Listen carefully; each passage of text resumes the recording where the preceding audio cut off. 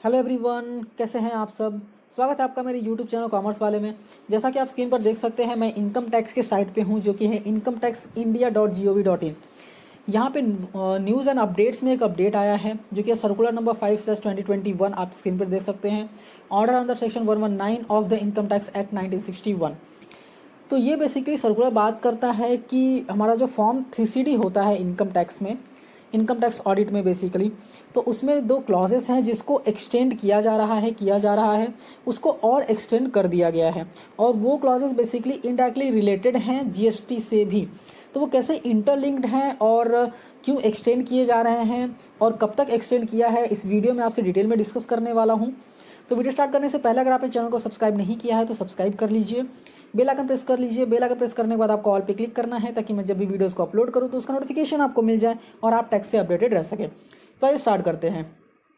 जैसा कि आप स्क्रीन पर देख सकते हैं, यहाँ पे जैसे आप क्लिक करेंगे, क्लिक करने के बाद आपको सर्कुलर ओपन हो जाता है। ये जो सर्कुलर है वो CBDT द्वारा इशू किया गया है और ये इशू किया गया है 25 मार्च 2021 को। मैं इतना पूरा रीड नहीं करने वाला हूँ, मैं डायरेक्ट आपको बताता हूँ कि जो फॉर्म 3CD होता है इनकम टैक्स ऑडिट का, उसमें दो क्लॉजेस हैं, क्लॉज 330C एंड क्लॉज 44, जिसको पहले एक्सटेंड किया गया था कि 2019 तक एक्सटेंड कर दिया गया था कि 2019 तक आप काम करेंगे 3CD का, तो उसमें ये डिटेल्स देने की ज़रूरत नहीं है। उसके बाद उसको एक्सटेंड किया कि 31 मार्च 2020 का तक का अगर आप ऑडिट कर रहे हैं तो वहाँ पे भी ये डिटेल्स देने की ज़रूरत नहीं है। वापस फिर उसको एक्सटेंड किया गया कि 31 मार्च 2021 तक का अगर आप ऑडिट कर रहे हैं तो उसमें भी ये डिटेल्स देने की ज़रूरत नहीं है। वापस से सर्कुलर दिया है कि जो सिचुएशन है कोविड का, उसको देखते हुए गवर्नमेंट ने डिसाइड किया है कि दोनों क्लॉजेस के जो डिटेल्स हैं वो आपको नहीं देने हैं टिल 31 मार्च 2022 तक। अब बात आती है कि ये क्लॉज 30C और क्लॉज 44 है क्या एग्जैक्टली, तो वो भी मैं आपको बता देता हूँ। यहाँ पे आप देख सकते हैं मैंने क्लॉज 30C ओपन किया है, जो कि ये मोर और लेस ज़्यादा रेलेवेंट नहीं है, बट यहाँ पे आपको बता देता हूँ रीड करके। Whether the SSE has entered into an impermissible avoidance arrangement as referred into section 96 during the previous year, yes और no पे क्लिक करना है। वापस से अगर yes है तो आपको स्पेसिफाई करना है nature of the impermissible avoidance arrangement, amount in rupees of tax benefit in the previous year arising in aggregate to all the parties in the arrangements। ये बेसिकली कोई टैक्स बेनिफिट्स के लिए कोई प्लान अगर आपने किया है, कोई एग्रीमेंट किया है, तो उससे रिलेटेड ये रहता है। तो आपको बेसिकली सेक्शन नंबर 96 पढ़ना पड़ेगा। आप रीड कीजिए, अगर आपको नहीं समझ में आता है तो आप कमेंट कीजिए, हम डेफिनेटली आपको ये समझाएंगे कि सेक्शन नंबर 96 क्या है। अभी यहाँ पे सेकेंड क्लॉज की बात की गई थी, क्लॉज नंबर 44, जो कि मैं आपको एक्सप्लेन कर देता हूँ।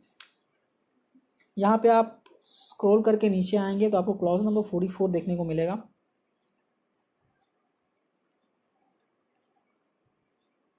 ये है क्लॉज नंबर 44। अभी ये क्या बोलता है basically, breakup of total expenditure of entities registered और not registered under the GST। अभी ये क्या कहता है कि आपको टोटल एक्सपेंडिचर बताना है, उसका ब्रेकअप आपको देना है। फॉर एग्जाम्पल, एक पैन के अंदर आप 10 बिजनेस कर रहे हैं, जिसमें से 4 बिजनेस आपने GST में रजिस्टर किया है और 4 बिजनेस विदाउट रजिस्ट्रेशन चल रहे हैं। तो ये क्या बोल रहे हैं कि आपका टोटल एक्सपेंडिचर जितना कर रहे हो ना आप, जैसे कि मैंने बताया 10 बिजनेस चला रहे हो आप, तो 10 बिजनेस में आपने जितना टोटल एक्सपेंडिचर किया उसका बाइफर्केशन देना है, आपको बेसिकली ब्रेकअप देना है। अब ब्रेकअप का फॉर्मेट भी यहाँ पे बता दिया गया कि आपको कौन से फॉर्मेट में देना है। तो यहाँ पे पहला है कॉलम की total amount of expenditure incurred during the year, आपने टोटल कितना खर्चा किया है। उसके बाद expenditure in respect of entities registered under GST। जैसे कि मैंने बताया कि 10 में से 4 रजिस्टर्ड हैं, तो जो 4 रजिस्टर्ड हैं उनका आपको अलग से बाइफर्केशन देना है, और जो 6 नहीं रजिस्टर्ड हैं, expenditure related to entities not registered under GST, जो नहीं रजिस्टर्ड हैं उसका यहाँ पे डिटेल आपको देना है। अभी जो नहीं रजिस्टर्ड है उनका तो सिंपली आपको अमाउंट लिख देना है, बट जो रजिस्टर्ड है उनका भी फर्दर बाइफर्केशन आपको करना है। अभी कैसे करना है, तो वो एक्सपेंडिचर जो रिलेटेड है तो गुड्स और सर्विसेज exempt फ्रॉम GST, फिर वो expenditure related to entities falling under composition scheme, फिर related to other registered entities, total payment to registered entities. Basically ये सारी चीज़ें आपको बाइफर्केशन देनी है क्लॉज नंबर 44 में। बट गुड न्यूज़ ये है कि उसको एक्सटेंड करके 31 मार्च 2022 कर दिया गया है। दैट मीन्स 31 मार्च 2022 तक का जब हम ऑडिट करेंगे तब तक हमको ये दोनों क्लॉजेस के डिटेल्स देने की ज़रूरत नहीं है। तो आई होप आपको ये समझ में आ गया होगा कि ये सर्कुलर एग्जैक्टली क्या था। अगर समझ में आ गया है तो लाइक कीजिए, इस वीडियो को अपने दोस्तों के साथ शेयर कीजिए, और अगर आप चैनल पर नए हैं चैनल को सब्सक्राइब कीजिए, बेल आइकन प्रेस कीजिए। बेल आइकन प्रेस करने के बाद आपको ऑल पे क्लिक करना है, ताकि मैं जब भी वीडियोज़ को अपलोड करूँ तो उसका नोटिफिकेशन आपको मिल जाए और आप टैक्स से अपडेटेड रह सकें। तो thank you for watching and